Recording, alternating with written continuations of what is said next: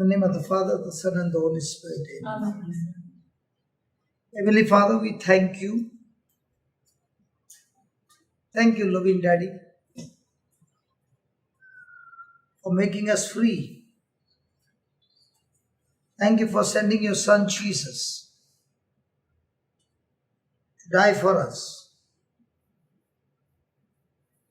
Thank you for this life that you have given us. As you take us through this journey through the scriptures, help us to understand the hidden secrets of the kingdom of God, so that we are no longer led by a carnal nature, but the new nature of Christ, with His righteousness, with His grace, will live that victorious life. Thank you, Father, for this blessing. In the glorious and mighty name of Jesus. Amen. Amen. Can somebody read it loudly? Galatians 5, 13 and 14. You, my brothers and sisters, were called to be free, but do not use your freedom to indulge the flesh. Rather, serve one another humbly in love. Okay. For brethren, you have been called unto liberty of freedom. So God has called each one of us. God has chosen each one of us. And He wants us to live a life of freedom. How many of us like freedom? Only a few of them. Don't you want freedom? Yes. Even though God has called us, chosen us, anointed us, blessed us, are we actually free? No. Are you having the freedom? No. Why not?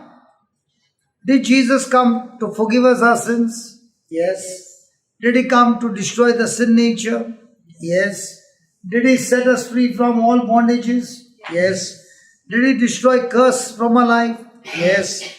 Are we blessed with Abraham's blessing? Yes. But the life that we live, are we living in freedom? No.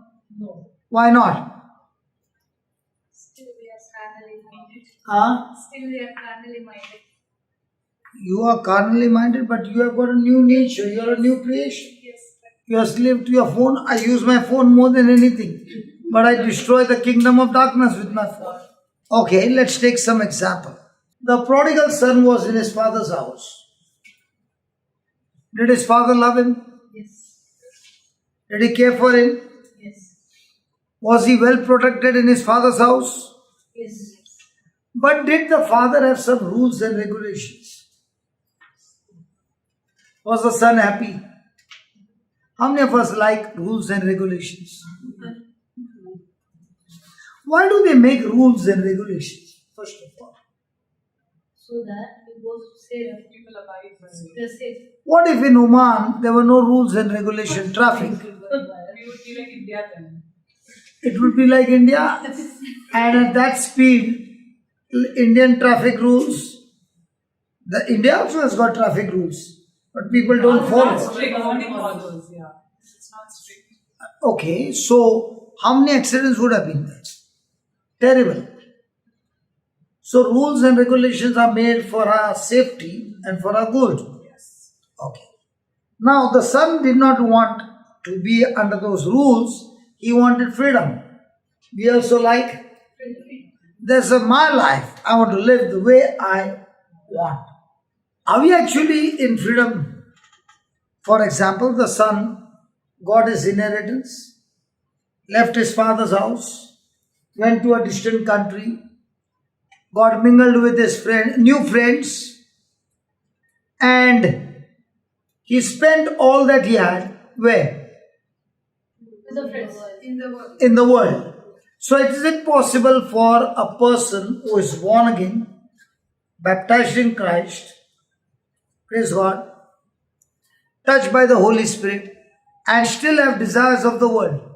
So he had the desires of the world, and to fulfill those desires, he used his resources. Was he actually free? No. Or was it a bait? Bait. Did he know that he was going through a bait, No. a snare of the devil? Till he went down and down and down and down, and one fine day he found that the resources were over. Friends all left him, and now he is in scarce, and he found a job to look after the pigs. Did he ever think he would reach there? No. Did he plan about it? No. Did it happen in one day? Did it happen suddenly? No. It was a gradual move. But did he reach a wrong destination? It was not his desire. But did he use his freedom for carnal thinking, Yes. for carnal desires? Right? So also in our life, Jesus has set us free. He has given us the freedom. He has given us His Holy Spirit. He has given us His name, power of attorney. He has given us authority. He has given us power. He has given us love. So everybody is given freedom, and His calling is for us to live a life of freedom. But we as Christians are actually living freedom. Not even you. Are you people in Muscat? You are not living in freedom? So where are you getting caught? So you are born again. We go to church, but even though we go to church, we have not yet left the old pattern of life. So as long as you're stuck to the old pattern of life, will you get into slavery? Will the end result of that kind of life be enjoying or torture and torment? Then why do you take those decisions? Because we get fooled by the lie of the enemy. But God has given you the truth. We are still listening. Let's take an example. You're all working in an office where there is air conditioning. Correct? The atmosphere is very cool, very pleasant, everything is good. Right? But let's say some of the colleagues are really nasty with you, unjustly. Possible in Oman? Yes. Huh? Yes. You are being treated unjustly. When such things happen, you have the freedom, right? So what do you do with your freedom? Or might be anybody married here? Alex, you are married, but your wife is not here. Yes. But I think they are married and their spouse are there. There? Okay. Let's say some friction from the spouse and it was not your mistake. Or might be something came from back home to the husband and the husband got flared up on you for no reason. Now, what would be your reason? Might be the mother-in-law spoke something. The mother spoke to the son got annoyed, and the son gave a big lecture. And you know it came from back India. The source is from India. What would you do with that freedom? Has anybody ever experienced that? Yes. Oh, you all are not experienced. So what do you do? Stop talking. Stop talking to whom? Husbands. Okay. Don't worry, the camera is not on you. Please be free. Yeah. Somebody said, I'll stop talking to my husband. So the husband is very happy. Praise God. Good seed you are planting. God bless you. What about you? I will react. You will react negatively. What about you, Baba? Same. So let us see. Everybody has got freedom. See what he says. For brethren, you are called to liberty. Can you all please read it? For brethren, you have been called unto liberty, only use not liberty for an occasion to the flesh, but by love serve one another. Praise God. So I just asked a general question which is very common. When people treat you very badly, what would be your response? And most of you have said, we will react. None of you said, we'll respond. So let's see what Jesus has to say. Go to Matthew chapter 5. And let me tell you, people who practice this, what Jesus is giving us, you'll not only live a life of freedom, you'll live a life of glory. I'm sharing with you what I am going through in my everyday life. Do you think a preacher's life is honey? No, never.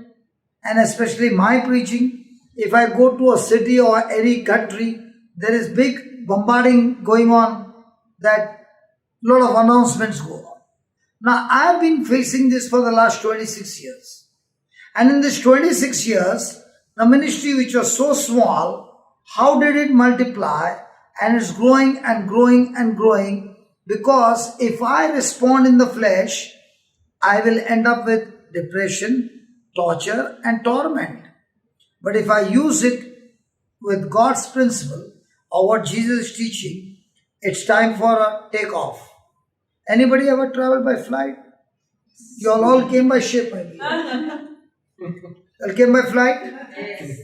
Did you see the pilot taking the aircraft on the runway? Can a flight ever take off without a runway? No. Why there is a runway? Build up speed. To build up speed. And what will that speed do? What does that speed do?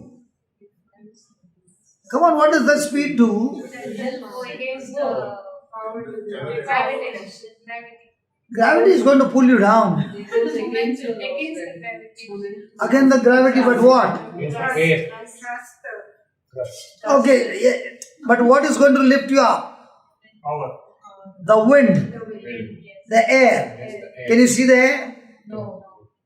That air is what is going to pick you up. In the same way, when all kinds of unjust things happen to you, remember you're on the runway. You use it according to what Jesus teaches you.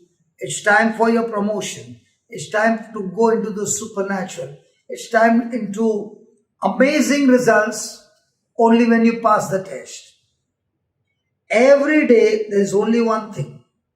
I must pass the test. What people think is, I must pray for 10 hours. I must study my Bible. I must do this. See, ultimately all that is going to be when the question paper comes in your everyday life. How are you going to respond? Your response is going to decide whether you pass the test or you fail the test. Anybody has got driving license? Is the driving license here very strict? Yes. Why is it very strict? So want to be perfect before you reach the road. Because if you are not accurate in the driving, not only you will be killed, 100% you will be killed, but you will kill others as well. So they want to be sure that this person, when he gets the license, will drive correctly. Praise God. So also in our everyday life, our decision is going to make the difference. So in Matthew chapter 5, verse number 10 and 11. Hello, sweetheart. Now, what is this called as? Full attention or divided? Divided. When there is divided attention, can the person concentrate? So in divided attention, will you surely fall? Yes. You surely miss the mark. Surely there will be a crash. Everybody read that. For righteousness' sake, yours is the kingdom of heaven. Blessed are you. Blessed are they which are. Now persecuted means what? If you do good, And for the doing good, there's an opposition to stop you from doing good. So he's saying, blessed are you which are persecuted for. So one thing is sure, if you made a choice that I'm going to live for God's sake, I'm going to live a godly life, I'm going to live the Word of God life, my lifestyle will be the Word of God, 100% guaranteed, you shall be persecuted. But the good news is, when this persecution comes, the kingdom of God shall be yours. And when the kingdom of God is yours, the king is on your side, and the king is the one who will take care of everything. Right. But the question is, the king cannot make the decision. God has given you the freedom. So when you are living a righteous life, the enemy wants you to move from righteousness to unrighteousness. He wants you to move from God's word to the world's thing. So if you are very, very sure that one thing I take a decision, Lord, no matter what happens, I'm stuck to righteousness. I'm stuck to living a life like a wise man who built his house on the rock. I can tell you, a person can go to church every day, attend the church every day, every service. But when persecution comes, the person is not responding God's way. That person will not be able to bring out the fruit. Go to Mark chapter 4 and verse number maybe 12, 13. And these are likewise which are sown on stony soil, who when they heard the word immediately received it with gladness. Have you been ever receiving the word with gladness? See, you came from work and still you are here. That is a proof that you received the word with Yes. and you are so much joyful to come and sit in a class to receive the word. And have no root in themselves. So, a person can receive the word and grow at a high speed, but no root. And so endure for a time. Afterward, when affliction or persecution arises for the word's sake, immediately they are offended. So these are people who come under the second soil. So will they ever reach the final destination of a good soil? No. So can the devil knock you off in the second soil? So how many people do you think, when they are doing good and all that they get for doing good is opposition, insult, abuse, false witnesses, lies, and even being beaten up and put in the prison and even killed? Praise God. And thank God we don't go through that, but the ones who are on mission, they're actually killed. But we get killed by only words. They get killed by action. We are so sensitive, even a few words are enough for us to get into offense. So tell me, which soil are you in now? The good soil bringing 30, 60, 100 already got disqualified. Am I talking to Christians? Good. Christians, which category are we in? When people speak bad about you, they speak lies about you, they spoil your name. There are videos being released about you. How do you feel? When you are persecuted, are you doing good? Yes. So persecution is when you're doing good, the opposition is bad to stop you from doing good. Now, if you have been doing bad and the bad seeds are planted. Is it persecution or punishment? So there's a difference between persecution and punishment. For the seeds you have sowed, you shall reap the harvest. Please write down this beautiful point. There are three kinds of life. There are three kinds of life. First one is the hellish life. Hellish. Hellish is that a hellish life is when the person is doing good and the response of hellish life is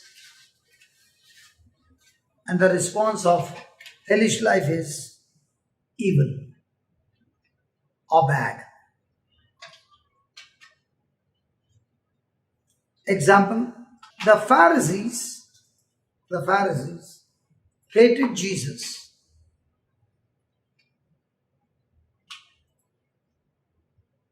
He was doing good all the time. Hellish people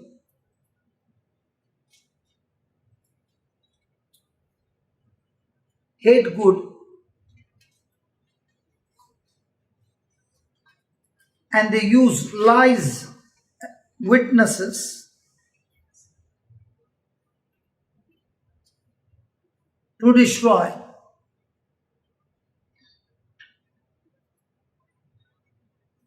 those following the gospel. Now, did the Pharisees use lies, false witnesses, and they were able to destroy Jesus, means kill Jesus, Yes. nail him to the cross? So is it possible sometimes we are experiencing hellish life? Sometimes we can be hellish. Second kind of people are human life. These are people who can be extremely good to those who do good to them. These are those people who can be extremely good to those who do good to them and extremely evil and bad to those who are bad to them. These people are extremely good to those who do good to them and extremely evil and bad to those who are bad to them. Third one is the heavenly life.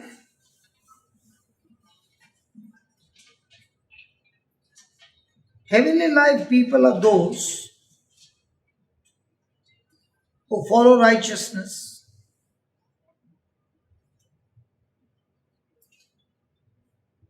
follow the gospel,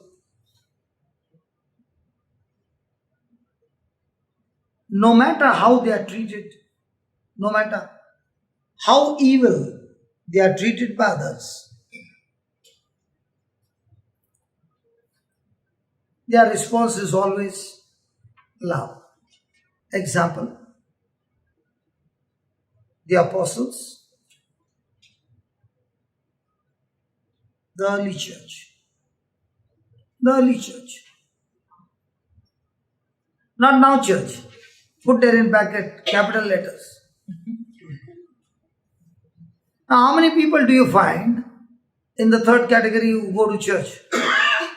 Mother Teresa. Mother Teresa. Because we have not been told that our life should be a heavenly life, not a human life. So the more and more you practice the heavenly life, you are seeking the kingdom of God, His righteousness, and now everything else will be added unto you. But we are saying, God, please add everything else to me. And He says, you just disqualified. You did not pass the test. How can I add everything to you? Because if I add everything to you, because what I'm going to add is an amplification of everything that you have. So if God has to add, then the amplification will be really a disaster. So what is our target today? Human life? But has anybody experienced hellish life? Never. Human life Yes. and heavenly life. So if your target is heavenly life and your response is heavenly life, you are a winner all the time. And you experience the treasures of heaven all the time. So let's see, go back to Matthew 5:10. I'll tell you, the word of God can be, if you understand the word, it becomes so easy to face bigger trials because you already know if you respond right, the result is mind blowing and supernatural promotion. You enjoy, some people love driving on a smooth, comfortable drive. Some people love driving when it is jammed on all sides and they use their skills to get the car out. Are you following? Some people want 3 feet here, 3 feet here, and then they'll get the car out. Some people will get the car out in inches. And when they get it out, they feel so good. Hallelujah. Because there are some who want to practice their skills. Some are interested no more in skills. They want a big, even if it is 10 meters, they are very happy. But they never grow. So God has got certain people in your life who you can respond hellish, you can respond human, but the end result is your life is a disaster. But if you make a target, Lord, I'm going to follow your instructions. And when I follow your instructions, then I pass the test. Wow, praise God. Blessed are you when men shall revile you and persecute you and shall say all manner of evil against you falsely for my sake. Praise God. Now, are people going to insult you, abuse you, persecute you, and also speak all kinds of evil against you falsely for Christ's sake? So is it going to be a common thing in the lifestyle of a Christian? Correct? Now what will be your reply? Christian, right? Baptized, right? Went to the catechism school, class, received your first Holy Communion, confirmation, went to retreats also. What would be your response? Responding now. Jesus. Can you give them a chance? What she said. Sure. Because see, once you know the answer, no, and you speak, people, why I ask questions is, people get a chance to think. And you give me answers. And then you realize what answers I gave and what is written in the Bible is entirely different. So that comes to a conclusion, my thinking is wrong. If my thinking is wrong, then my believing is wrong. And if my believing is wrong, my speaking is wrong, my action is wrong, my final destination will surely be wrong. And that's why many people get frustrated because they say, Lord, I am praying so much, I am doing so much good, then why am I not getting the result? The question is not asked to check you how much you know. The question is for you to know I need to make corrections. You give me two sets of two people. One who hears the word, writes out, gives me absolutely good answers. The other one does not answer me, keeps quiet, but inside he says, Lord, I'm so very wrong, I need to make corrections. And the person who makes correction is the person who is a winner. The person who says, I know this, but does not make correction, is a foolish man because he never built his house on the rock. So I can have big titles in the church. I can be also the leader of the church, leader in the church. But in the scriptures, in the kingdom of God, your title has got nothing to do. God doesn't look at people's titles. He looks at what is your response. When COVID came, did COVID say, let's not touch the priest? Surely not to touch the bishops. And nuns, don't even enter the convent. Because when the killer comes, he doesn't even look at your title. He hammers everybody the same. But when he comes, what's your reply? If your reply is carnal, you'll die a miserable death. If your response is faith, righteousness' sake, and following the instruction from Jesus, you're always a winner. So whatever state you are in right now, your target should be, Lord, I want to change my life to a heavenly life. So how do you change this into a heavenly life? How many people, when they are in trouble, do you find rejoicing? Okay, what is joy? Knowing the end result is joy. Okay, good. But give me the example. The joy of the Lord is my strength. Okay, so what is joy? A pregnant lady, okay, something from the scriptures.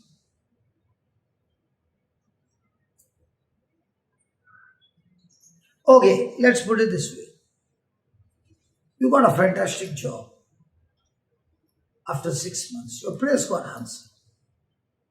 And the salary is 3 times. Will you be joyful? Can we talk? Yes. Yes. You got a lot of things happening good in your life. Will you have joy? Yes. Yes. That's where you all go wrong. If your joy is on anything, your spouse, your children, your job, anything, everything is corruptible and is bound to change. So let's say you got a mobile and the mobile got robbed. What happened to your joy? Because our joy is more on corruptible things rather than only one person, Christ. He can never be changed. He can never be stolen from you. So is my relationship with things, is my relationship with my ministry, is my relationship with my preaching, or is my relationship with only one person, Christ? So when there is any change in other things, can you still be joyful? Let me give you an example. There's a crisis in the marriage. And the lady is thinking about what the spouse is doing wrong.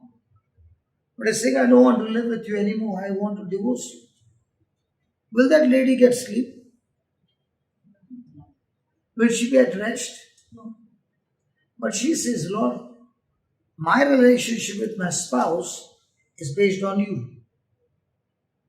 You are the source, not my spouse, not my children, not my job, my health. Nothing in this world I am treating as my source.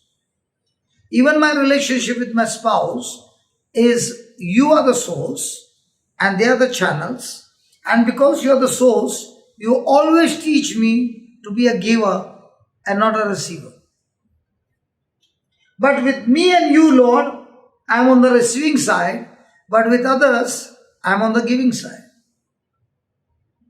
If I am not expecting anything from you, can you hurt me? I come here and I go everywhere. Now I went to Australia, New Zealand, Fiji, Philippines, everywhere. And what was surprising to them was, I buy my tickets. We have retreats, we pay for the hall. We pay for the food. We pay everything. And what's the collection? No collection. It's free. So if I'm not expecting anything from you, can you hurt me? But my source is Jesus. And it's been 26 years. So whatever you want to say, you can say. It's okay. But my Jesus is saying, He loves me the way I am. So I'm not stressed to perform to please Jesus because He loves me anyway. And He also says, when you're good, I'm with you. When you're bad, I'm not with you. Does He say that? No. He says, I'm with you in you till the end, for eternity. So can I build my joy on a human being? That's why when people do all this, He says, you rejoice because the one for whose sake, for my sake, He said, for Jesus' sake. So, when Christ is with me, why should I bother? Am I going to be with you forever? And I'm going to be with Christ for eternity. So, everybody is gathering treasures every day. We use our 24 hours. Do we use our 24 hours? Has God given everybody equally? Where do you invest your 24 hours? Are you investing in things that give you joy? Or are you investing in things that are corruptible? Because if your investment is on corruptible things, for example, there are some people, they say, I invest in shares. They might be earning a lot, but at night is scared. Tomorrow it might crash down. They are always living on the edge. But what about you are investing your everything in the kingdom of God? It never crashes. 26 years I'm enjoying my life to the full. I don't know when was the last time I got worried. But my joy does not come from anybody, neither my wife, nor my children, nor my ministry, nor anything, because my source is Christ. And all the others are channels whom I have to give, not take. If I'm on the giving side, praise God, it's going to multiply. If I'm on the receiving side, then I'm filled with sorrow. I don't understand that Jesus said, when you give, it shall multiply. But yet we know the scriptures, but we are not a giver. But for the world to buy those goods, they are fantastic spenders. So rejoice, and not only rejoice, be over exceedingly glad. Why? Great is your reward in heaven. What your company gives you reward is nothing compared to the reward that is deposited in heaven. So, when somebody comes against you, will you be sad or will you be rejoicing? In fact, friends only comfort you, they never change you. Enemies will change you. For example, you got a very loving boss and you have to be at 8 o'clock, but you come at 9. He doesn't say anything. 6 months have gone. He only says, try to come early. And the boss got transferred and a new boss came. And you came at 9 o'clock. So why do you want to come? Don't come from tomorrow. Tomorrow what time you'll come? 8 o'clock. Again he's angry because after coming you put all your decorations. That takes another 15 minutes. Will you be annoyed? Yeah. And it's giving you terrible pressure on work. And how many people say, so much stress, man, so much of work. Only a person who goes to the gym and he picks up those dumbbells, he is purposely putting pressure on his muscles. They tear him apart. But the new cells are developed and the muscle starts growing. So how many people like pressure and how many people like comfort? Has anybody ever seen my schedule? I'm still traveling from September 8th without a single day holiday. My holiday will be in December 15th. I set my targets beyond my ability. The reason I set it up, because I love pressure. Because I know and I know when everything is done, it's God's grace that I used to the maximum, stretching it, and I could see God's hand in everything. You all want to set up small targets. When you set up targets and God is your source, set it up so high that when the target is met, you know and you know, without a doubt, it is God who did it. Sometimes I begin to think, God, if it was not you explaining to me this, I should be in depression. Because now at present, I think we are about around 28 to 30 people who are on salary. And some of the salaries are 50,000. So where will I get the money? If I look from a human life, I should be in the hospital. Now, recently on February, we are having an international retreat, and the retreat is on the resort. And for all these people, it's free stay, free food, everything. Even the pickup from the airport to the drop, everything is free. The reason we want to do it is when you come like this and sit down here and listen, nothing is going to change. But before it gets inside, the other things of this world is going to knock you off. But if you come there for 15 days and you are bombarded with the word non-stop for 15 days, that's when the change will start taking place. I started a news center now in Bombay. Just signed the contract for the next 2 years. And they had nothing. They had no beddings, no generator, nothing, vessels, nothing was there. Now, why am I doing this all free? Because I understand He is my source. And if He is the source, He can never change. If He promised something, He'll keep His promise. Think about where your joy is. What is the root of your joy? Christ? When was the last time you got worried? When was the last time you got irritated? When was the last time your fuse went off? And when you learn the system, you are excited because you're saying, God, thank you for showing me the Goliath. And I'm going to pass the test following your instructions. And when you start playing the same thing again and again and again, the next time the same test comes, I cannot do it. No problem. Because you're so much used to it. So, are we going to be people of prayer or people who pass the test? I challenge you, you can pray and fast, but fail the test. Your life is still miserable. Did Jesus even once said, your prayer has healed you?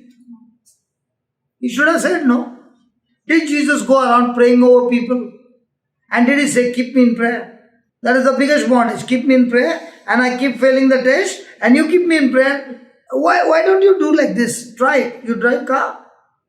Tell your whole ministry to put you put a reverse gear and tell them, pray, keep me in prayer. I'm driving and I'm putting a reverse gear and I'm looking in front and pressing the accelerator. Foolish. And foolish people will also say, yes, I'll keep you in prayer. Yes. Jesus said, when my word abides in you, you shall know the truth and the truth will set you free. But are we saying, hey, before I keep you in prayer, can you study the word? Jesus said, those who have eyes, see. Those who have ears, hear. Great is your reward in heaven. For so persecuted they, the prophets which were before you. Now when I read this was 26 years back. And I said, God, I never knew I was a prophet. Thank you for making me understand I'm a prophet. And in my life, persecution is like I'm breathing oxygen. If there is no persecution, then I have changed the track and might be I'm moving along with the devil. If persecution is there for doing good, praise God, it's an opportunity for me to experience heavenly life. And let me tell you, from the time I started applying the truth, I have never had any time financial crisis. People sweat day and night, and then the doctors take, the lawyers take, or the accident takes, or sickness takes. Praise God, here everything is supernatural. I'm not bluffing. Even when I went to US and we had a retreat in Atlanta, they were asking the same question. I book all my own tickets. I don't allow anybody to book my tickets. The same man was once upon a time dipping biscuit, glucose, Parle-G in water and having. What made the difference? Application. Can you use any of the application in the mobile if the application is not downloaded? Why don't you say, keep me in prayer and I'll use WhatsApp? All this is working on thermostat. This is working on thermostat, AC. No, there was no cutoff. It was There will be some temperature. He must have put it on 14. Yes, put it on food. No, he must have put it on 14. That's why there is no cutoff. Yeah, exactly. Okay. But the AC works on a thermostat. Why don't we set this thermostat? So we live a thermometer life or thermostat life? You are the anybody from Bombay? Bombay, na? Only one person from Bombay. Anybody else from Bombay? Bombay? Or koi hai? Okay. In Bombay, we have got salt pans. The last shall be first. The scripture can never go wrong. In Bombay, we have salt pans, especially in Naigaon and Vasai. Has anybody ever seen the sea water in Bombay? The color of the sea water. Anybody gone to SL World, Gorai? When no? Did you see the water color? You can see the fish is right to the bottom. That water is used to reduce salt. And that water, the inlet is there. And once the water is filled, then everything is stopped. And now the sunlight is working on the water. And the water starts evaporating. And a layer of salt is formed. Anybody ever seen salt producing? Now, even though the water is black, but the salt is glittering white. In the sunlight, you should see the shine. Praise God. So also we, when we were born from our mother's womb and lived a worldly life, we also had a lot of impurities in us. Then SON, not SUN, started working in us and started evaporating the corrupted things, and slowly, layers after layers, salt started forming. The taste of Christ. Can you ask your neighbor, can you see the taste of Christ? Can you feel the taste of Christ? What is the neighbor saying? Really? Okay, you are the salt of the earth, but if the salt has lost its savor, wherewith shall it be salted? It is henceforth good for nothing, but to cast out and be trodden underfoot of men. If we are the salt of the earth, as salt giving the taste of Jesus, how many people in a month do we give them the taste of Jesus? Have you ever seen Bangda? Hello, you know Bangda, mackerels? Yes. So you clean the fish and then you put the jara salt, grains, and you put them to salt the fish. Now those grains are of same size. Are we of the same size? Different shape? Praise God. But when you keep it there and you keep on mixing, after that, can you see any of the grains? As it all dissolved? And you do, don't you do that? Hey, come on, let's be honest. Yes.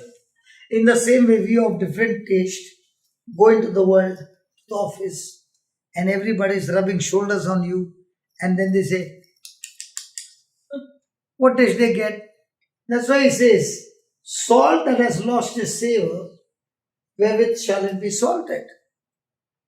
Instead of getting the taste of Jesus, people start getting taste something other than Jesus. So has the salt lost its taste? It is therefore good for nothing. Now, it's okay. 500 people came to church and they attended a retreat for 3 days. Now, St. Francis novenas were there, right? How many days it was? 9 days. Praise God.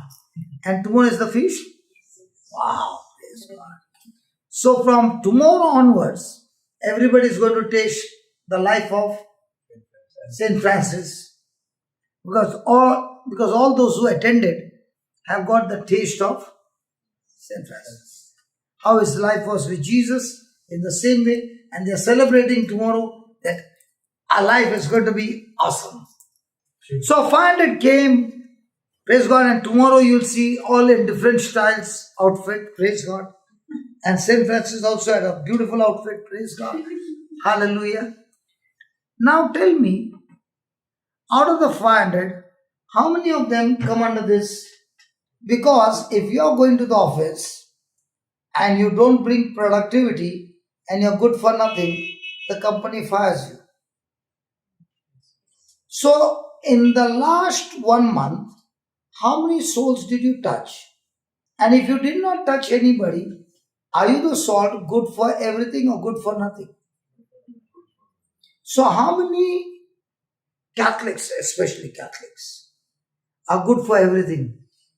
I'm asking you these questions because you can live 60, 70, 80, 90, but the day you're buried, no, and a person is standing there and watching you, will be saying, this salt had lost this salt has not only messed up his or her life, but through her, thousands and thousands who would have got the taste of Jesus, this person has messed up their life as well.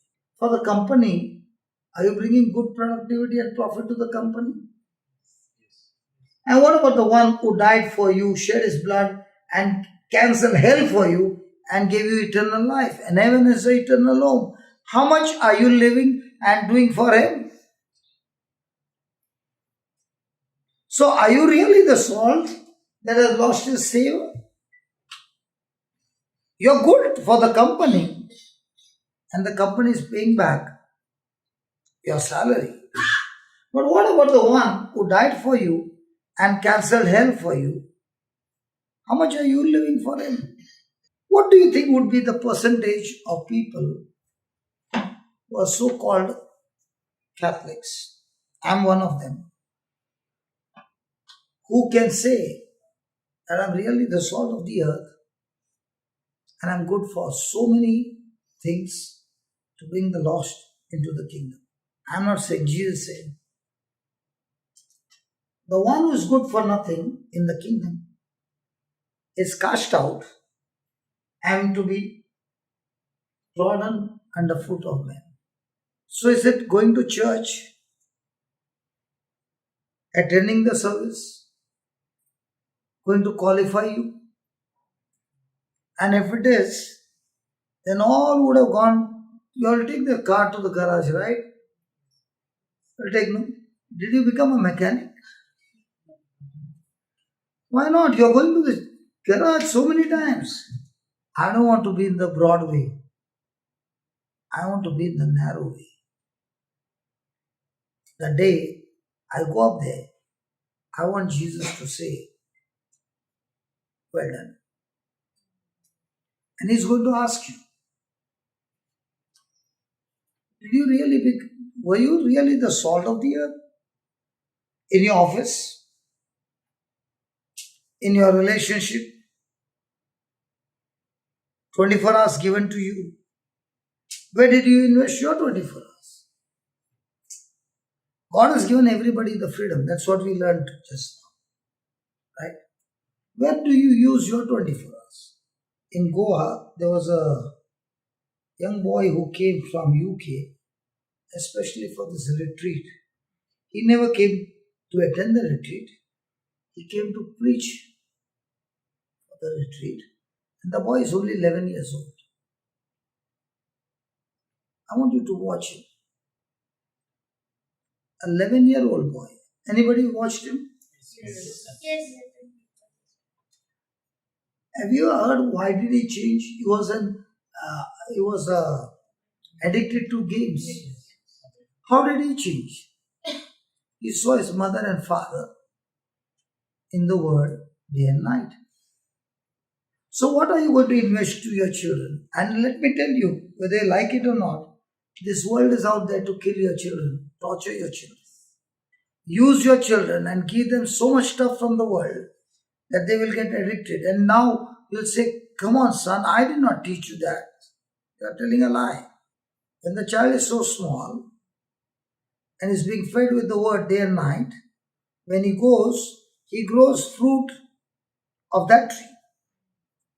You might be busy earning money and providing for the family, but your children are being fed with what kind of food? The worldly food or the spiritual food? Because when they are small, they can be trained.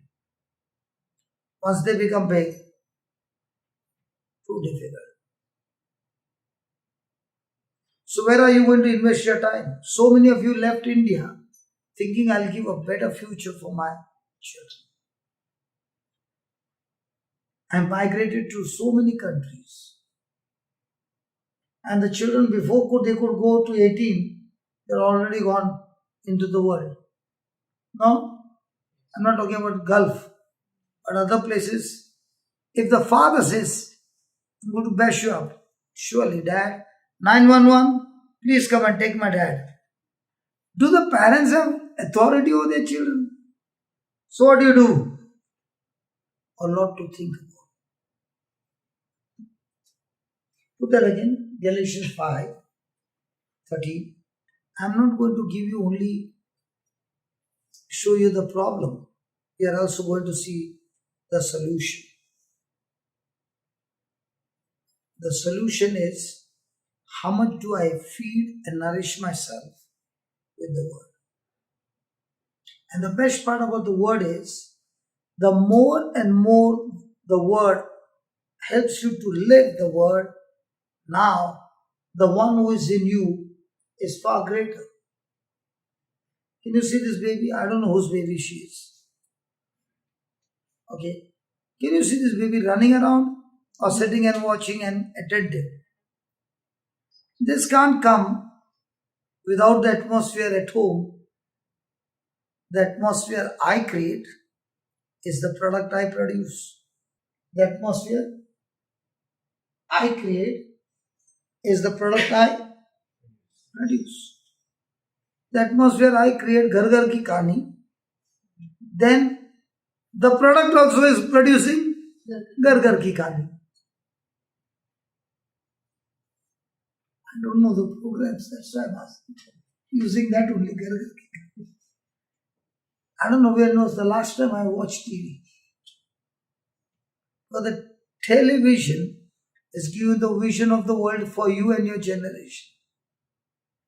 And a television called the Bible is telling you the vision that the Heavenly Father has for you and your generation. Which television are you looking at?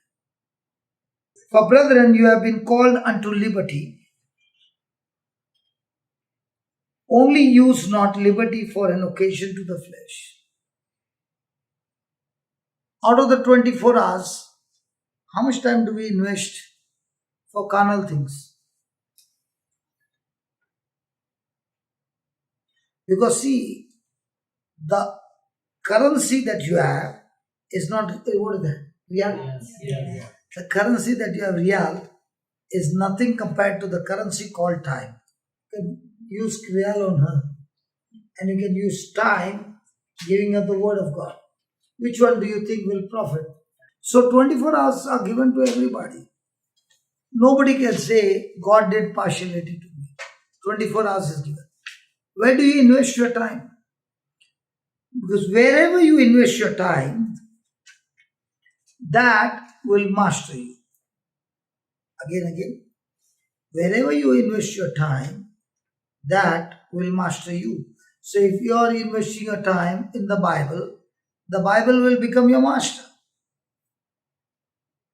If you are using your time in corruptible things, then those corruptible things will trap you and destroy you.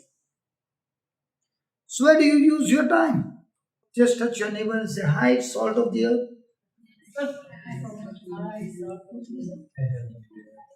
Where are you investing your time?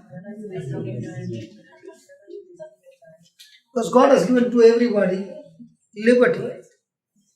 So actually speaking, nobody is free or having freedom or liberty, but only those who do not use their liberty for flesh.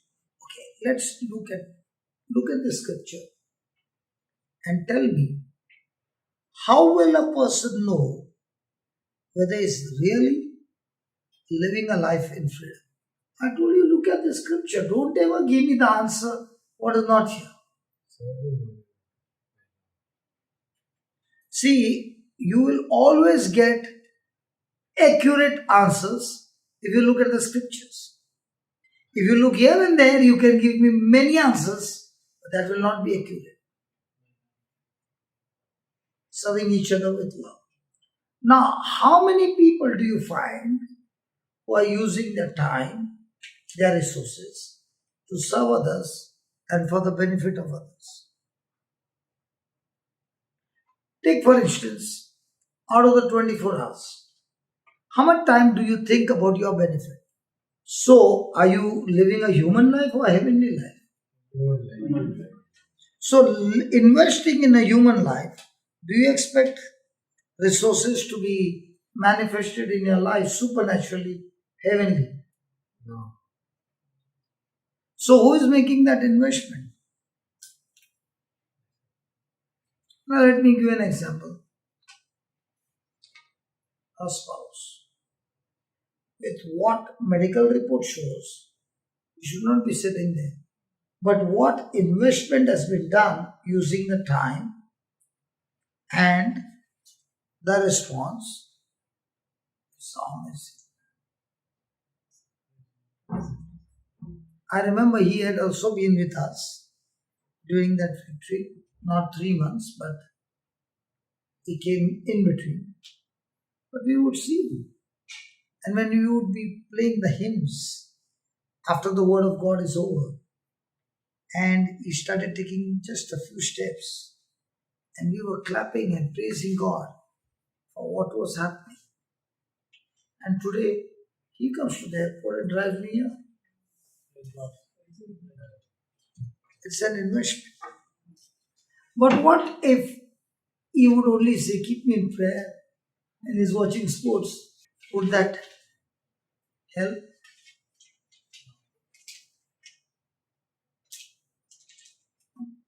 So, how do I know that I'm walking in the freedom of God? You know what is a Christian relationship?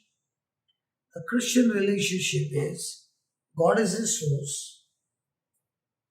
And because God is his source, he looks to God for everything. And his relationship is God and others. Not God and me. It's God and others. Now, let's check, for example. Let's take the example of Peter. After Jesus' death, Peter was the first one to say, "I'm going fishing. Anybody coming with me?" And everybody joined him. Now, they went fishing and they caught nothing. Was Jesus in their boat?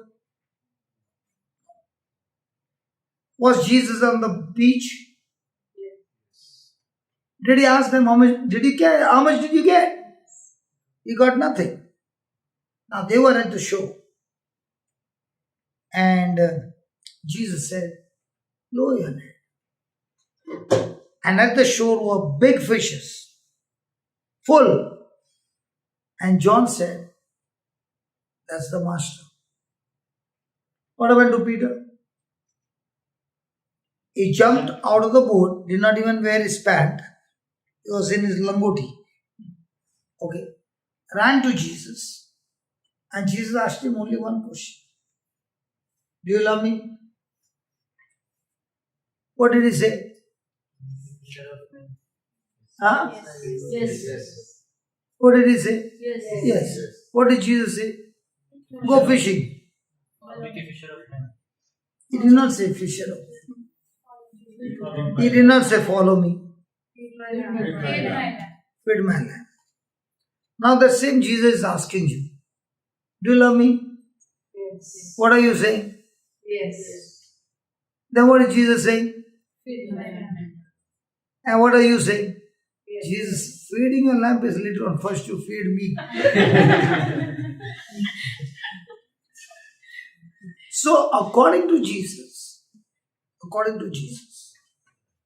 the formula to Jesus' kingdom is God, me to God, and from God to others. Now, how many years you have been believing me to God and God to me? And as long as you are God to me, then you are like the eaglet in the nest. When the mother comes, the eaglet does me, me, me.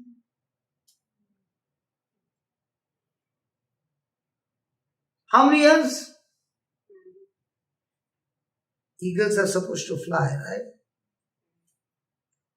And how many of us like to be an eaglet all our life? Because as long as it is me, me, and me, and me, and me,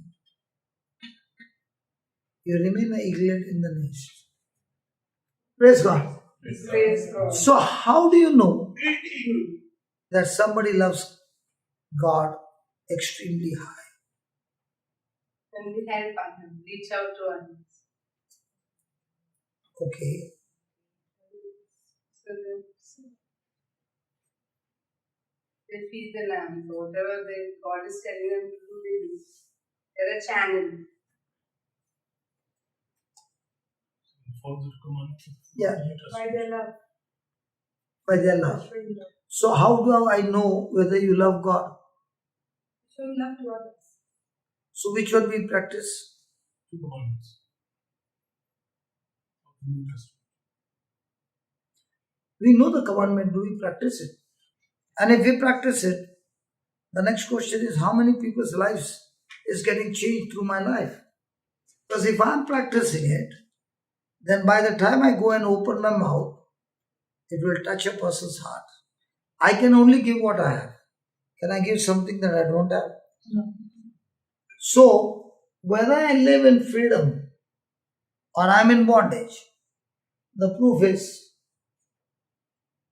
serving each other by using the power called love. So, when I serve you, am I expecting something in return? Sometimes, Sometimes only, huh? yeah, like, sometimes we think like, okay, what I'll get out of this. Really? Not all the time. Some. You know, when I go to Ireland, I have 3 weeks in Ireland. And there are two brothers. One is on the northern side, one is on the southern side. And we travel in 3 weeks, nothing less than 13 to 14,000 kilometers. Potato. Hmm? That's a lot of potato. There's a lot of, Potatoes. yeah, because I'm not interested in the potato, I'm interested in the Word of God. 3 weeks in Ireland is a lot of potatoes. So my question is, why do these two brothers who are working, not taking the holiday, driving so many kilometers, and no amount charge, and they use their own petrol for this. So one will do, they have got number of hours to complete. So he will do 3 days and complete those number of hours. The other days he'll keep. The next week he'll keep another those days. And 3 days he'll complete the job. So when he's doing, then I'll go to the northern side. He will complete in 3 days. They don't get holidays, but they will do that. Why do they do that? And if I have to go just 5 kilometers, Sorry, we're late. no problem. You know, even if a person comes at the last hour, Jesus said he gets the same wages if he's working. But those who came at the last hour also got the same wages. But what is very important is they went to work. Praise God. So please write down this point. The standard for the spirit controlled life, the standard for the spirit controlled life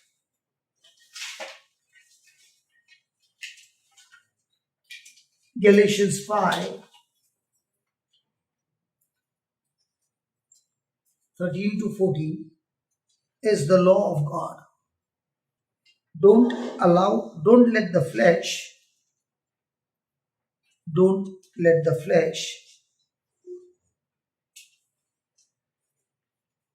have its hold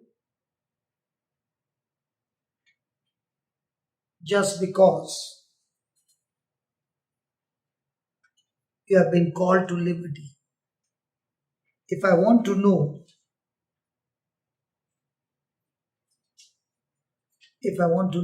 if I'm living a life, that meets God's standard,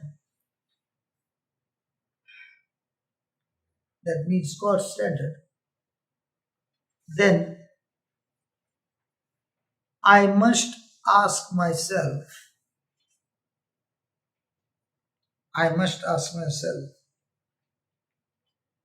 if I love others as I love myself. The standard for the spirit controlled life. The standard for the spirit controlled life is the law.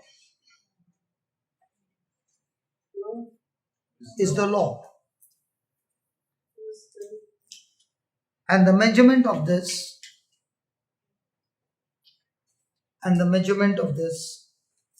is love.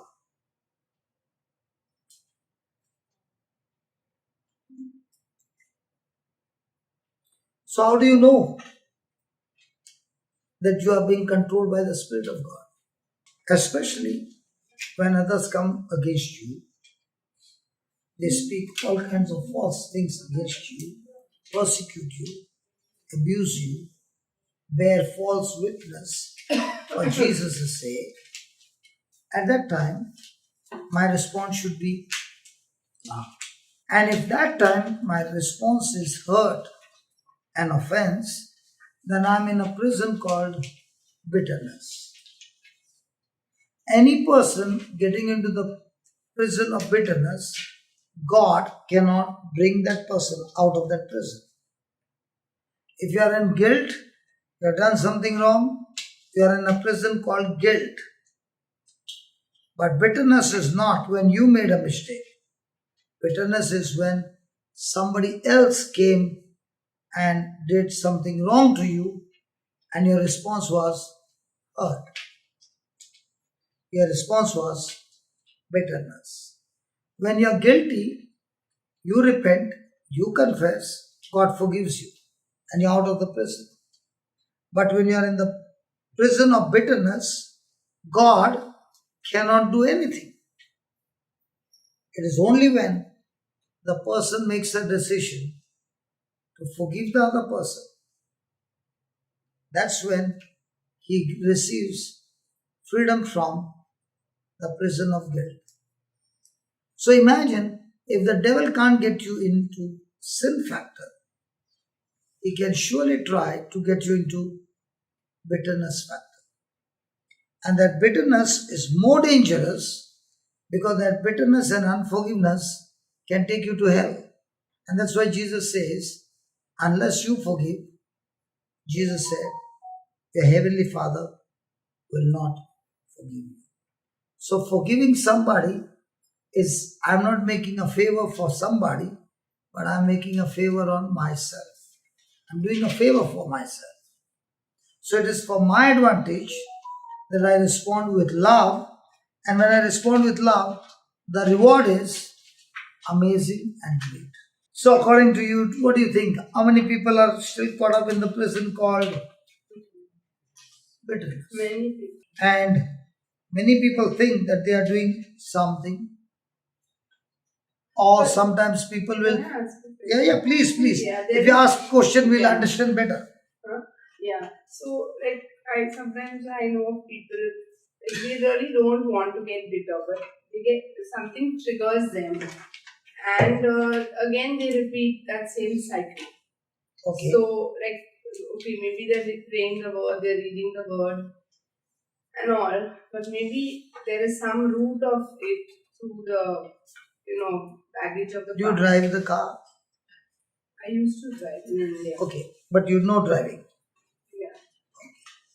A bit, now I'm out of time. At least one time you drew. Yeah, I used to drive. Okay, you know.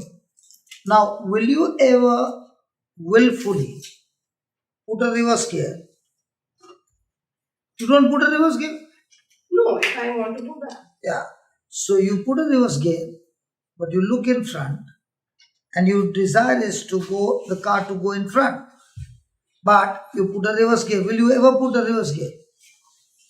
No. I want to.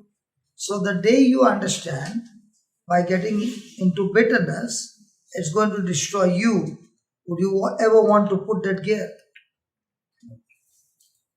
No, that way the person understands. No, he doesn't understand. If a person understands, he will not do a mistake. Do you understand? No, because Okay, it's let a me ask you. subconscious trigger. No. Huh? That is all inner healing and all that is not in the Bible. No, it's a No, I'll give you an example. How many people did Paul kill before? Many. Countless. So he is guilty? Yeah. Yeah. But did he believe when he encountered Jesus that he is forgiven? Yeah. Correct? Now, how much of trials did Paul went through? Yeah. Did he get triggered?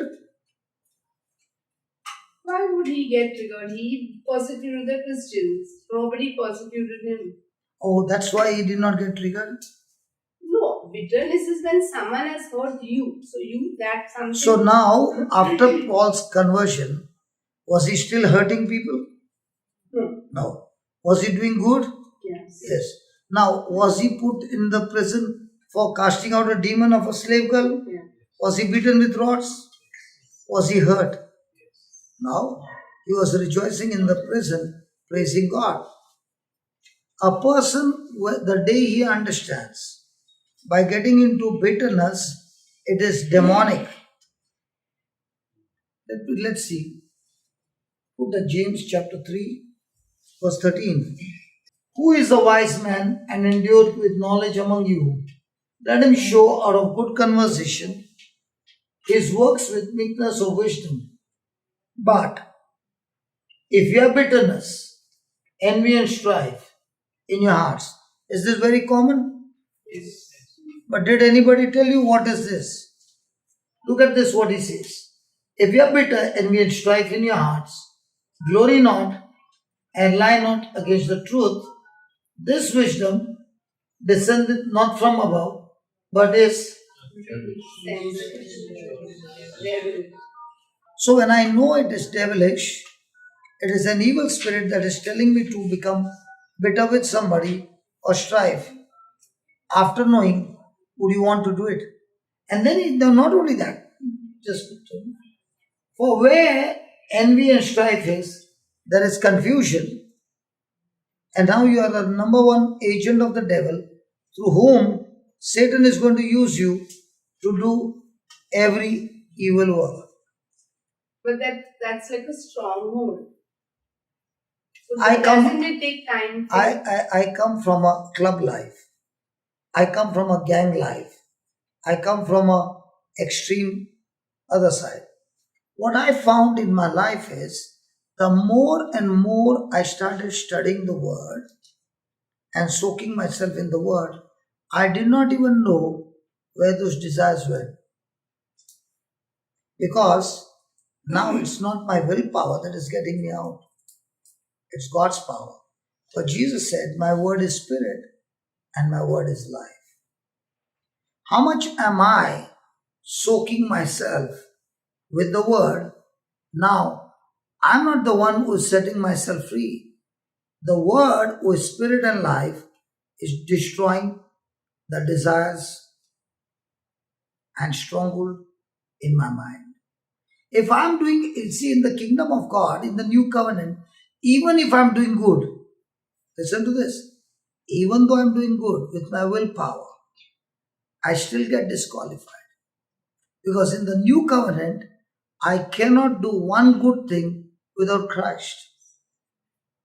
I have to do everything in Christ to be qualified. So now I want to ask you, if we are good people, chalo. What about the drug addicts and alcoholics? Are they not having strongholds? So how come in our rehab, they never had withdrawals? And we destroyed that stronghold by feeding them the word of God. They never had stronghold, they never had withdrawals. All that we would feed them is the word of God. So if you would go to sleep, the whole night the word of God would be playing. He goes to the bathroom, the word of God is playing. He is sitting for dinner, the word of God is there. He is out in the ground, the word of God is there. When 24 hours the word of God is bombarded, the person takes time, but slowly but surely, the word of God delivers. How much time? It depends on the person. But the sure shot is they come out of their addictions. So we deal with depression. Now I'll ask you, depression, did they take antidepressant pills? No? How many years? For life. So I'm also from depression. I never came out with pills. I came with the word of God. And when the word of God set me free, after that there's no depression. In fact, now we are able to bring people out of depression by using the word of God. In the ministry that God taught me, everything is the word, because the word is Jesus himself. So when the day I realized this word of God is Jesus himself, and whoever the Son sets free is free indeed. So we are not free by our willpower. For example, those people who are set free from alcohol, you go and ask them, when did you stop drinking? They'll say, we never stopped. Now, how did you? By the time we began to feed the word, the spirit of alcohol left us. We never left alcohol. Alcohol left us. There's a big difference between the two. So when you realize that envy and strife is devilish, the moment you get a thought, you are saying, if I open the door, it's going to be a damage to me and my household. Would anybody open the door if he knows? The problem is, the Bible never says God's people are destroyed by the devil. God's people are destroyed because they are ignorant, because of lack of knowledge, because of wrong knowledge. So if we get the right knowledge, that right knowledge will set you on the right track. So do we need more prayers or do we need more right knowledge? Right. Why do you think Jesus went on preaching from morning till night? He could have been praying and his prayer would have been one sentence. God did not get him from. He prayed for himself. Did he keep praying over people or he preached the gospel? Yeah, he also preached, but he also No, prayed. when you say also, you know what it means? Also is much less. He preached more to the people. In his personal life, he spent the whole night praying. Yeah. Right? He prayed for them also, not that they. Sister, but what I'm saying, did he go around preaching? Yes. Yes. Why did he preach? Why did he tell the disciples, go and preach to the ends of the earth? He could have said, no, go and pray over everybody. Because only preaching has the power to change lives. Put that Romans 1, 18, 16.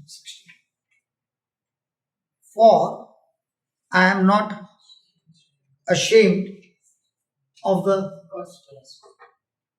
Now, is Paul talking about the gospel? Yes. Yes. And the gospel is what Jesus did for us on the cross. For it is the... How? So unless the gospel is preached, will people get the power of God? Also praying. Okay. Because see, before he did anything, he spent hours in prayer. So he got. I'm not talking about him, I'm talking about us. So we also have to spend time. Hello, listen. Get a knowledge. Listen. When I'm praying, I'm talking to God. When I'm hearing the preaching, God is talking to me. How will I know what I'm talking to God is right or wrong? Now let's take an example. How many people pray, God, please bless me? Don't they pray? Yes. How many times have you been praying? God bless me. You did not pray? Numbers, book of Numbers. The Lord bless you and keep you. Then you are still missing out. You are still in a bondage. If you are giving me numbers, you are still talking to me the old covenant. You have missed the mark. Correct? Yes. Now, the moment you read that Ephesians 1:3, are you working hard to get your blessing? Or are you saying, Lord, I have received my inheritance? So one is begging to God to get from God.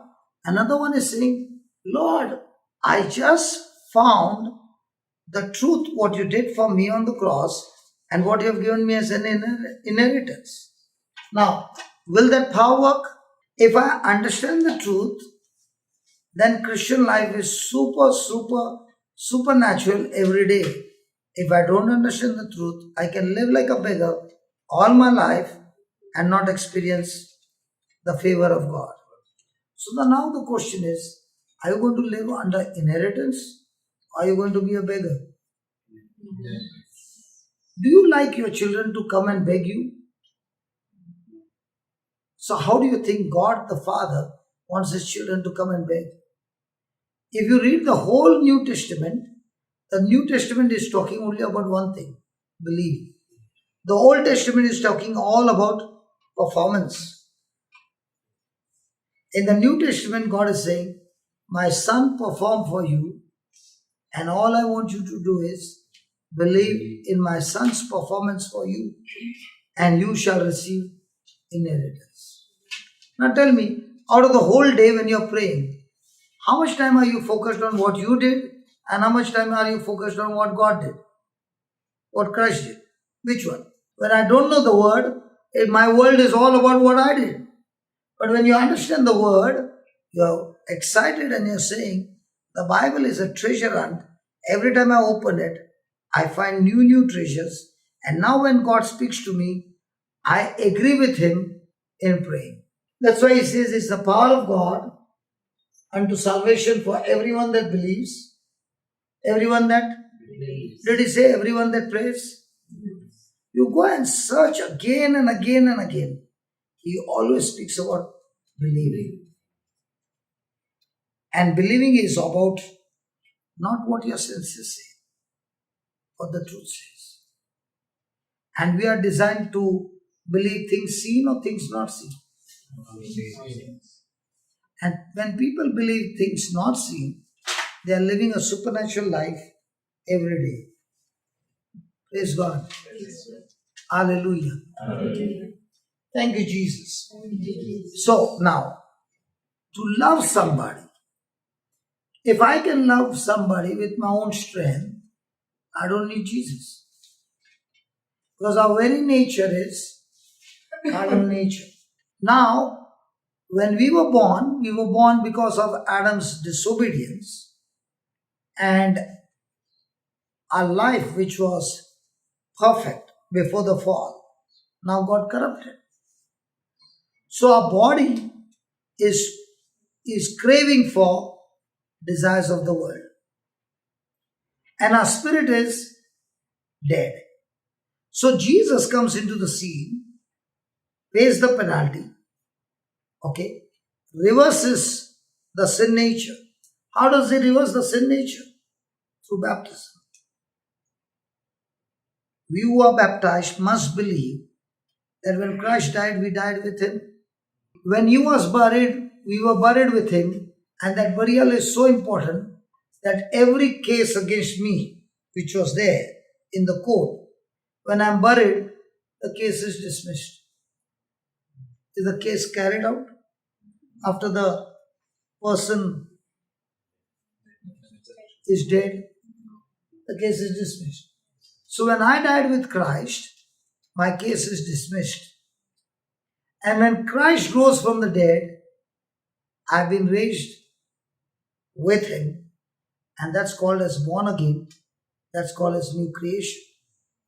So having been born again, Christ gave me his righteousness, his new spirit to me, that now I've got the mind of Christ in my spirit, and I've got the mind of the soul, which is attracted to my body. So what is a Christian life? A Christian life is where I learn to put the mind of the soul to death, which is self, and the mind of Christ to rule over my life. So a person can be studying the word, but his body can still be craving for the things of the world. One of the classic example is, out of the whole day, how much do we think about our own benefits? So when I'm thinking about my own benefits, do I open the gate for my carnal thinking to take over? But every moment that the carnal thinking is coming, where I've got the freedom, I can use my soul mind, I can use the mind of Christ. But the soul is the one who's going to take the decision. Because if I pinch her, her body will give communication, hey, he's hurting me. Correct? So my soul mind will at once attack the person who is hurting me. But my mind of Christ will say, with the new nature, I'm going to allow him to hurt, but I'm going to love him even more than before. Now, who gives you this signal? The Word of God that you have studied. So when the Word of God is giving you the signal from the mind of Christ, your soul mind is used to listen to the things of the body. So the body is communicating to your soul mind. Five senses. And now you are saying, the five senses will not dominate my soul, but the mind of Christ will dominate. And that's what is called as renewing of my mind. The day my mind is renewed, and with the new mind, I take the right decisions on the mind of Christ, the person is walking in the supernatural. So to love somebody, is it possible in the natural? But has God poured love into us? Yes. But we are operating on human love or heavenly love. Those who came late, you can just write down, because this is the key word. I want you to understand, so you'll understand where I need to change. There are three kinds of life. Three kinds of life. Life. First one is the hellish life. Hellish life are those people. They always respond with evil to good. Example, the Pharisees, they had the scriptures, but they could not stand Jesus.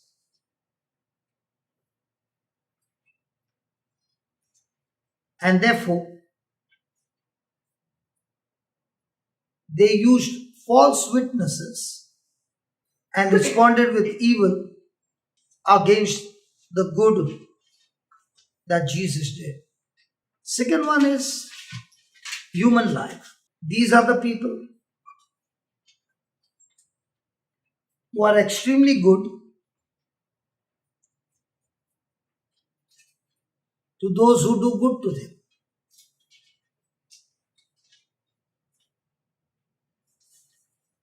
And they are evil and bad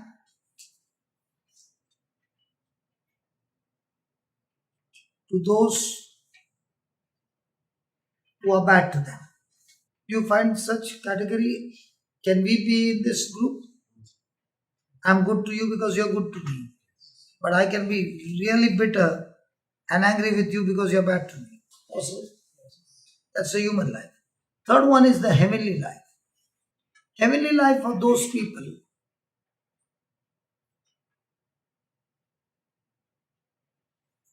who only know to do good,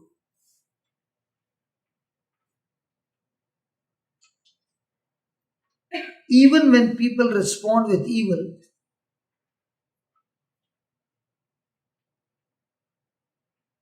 They are always good to them.